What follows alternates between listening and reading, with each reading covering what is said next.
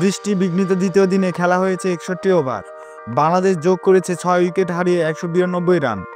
দিনের মাঝামাঝি বৃষ্টিতে খেলা বন্ধ ছিল 2.5 ঘন্টার বেশি। পরে আলোক স্বল্পতায় 11 ওভার আগেই শেষ হয় খেলা। বাংলাদেশ অধিনায়ক নাজমুল হোসেন শান্ত দিনের শুরুতে আউট হন 148 রান করে। প্রথম দিনের আরেক সেঞ্চুরিয়ান মুশফিকুর রহিমের ইনিংস থামে 163 রানে। সেঞ্চুরির সম্ভাবনা জাগিয়ে লিটন কুমার দাস উইকেট হারান 90 রানে। গলা আন্তর্জাতিক স্টেডিয়ামে বুধবার সকালে 136 রান নিয়ে দিন শুরু করা শান্ত বিদায় নেন আর 12 রান যোগ করে। দিনের সপ্তম ওভারে মিড অফে ধরা পড়েন তিনি আসিতা ফার্নান্দোর বলে।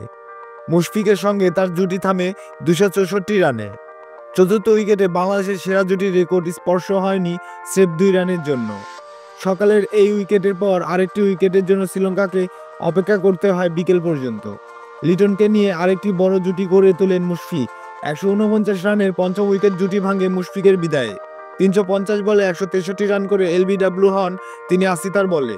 সঙ্গীকে হারিয়ে পরের ওভারে ড্রেসিং রুমে ফেরেন লিটন কুমার দাস। থারিন্দ্র রত্নায়কের লেগ স্ট্যাম্পের অনেক বাইরের বল রিভার্স সুইপ করার চেষ্টায় ধরা পড়েন তিনি কিপারের গ্লাভসে। এই নিয়ে ক্যারিয়ারে 3 বার 90 ছুঁয়ে 100 রানে যেতে পারলেন না তিনি। এরপর জাকির আলী অনেক 8 রান করেই বোল্ড হয়ে যান মিলান রত্নায়কের ভেতরে ঢোকা ডেলিভারিতে। লোয়ার অর্ডারে কোনো ব্যাটসম্যান টিকতে পারেনি লম্বা সময়। 26 রানের মধ্যে 5 উইকেট তুলে নেয় শ্রীলঙ্কা। আজ গল টেস্টের তৃতীয় দিনে 500 রান ছোঁয়ার লক্ষ্য নিয়ে মাঠে নামবে টিম টাইগার্স। ধন্যবাদ।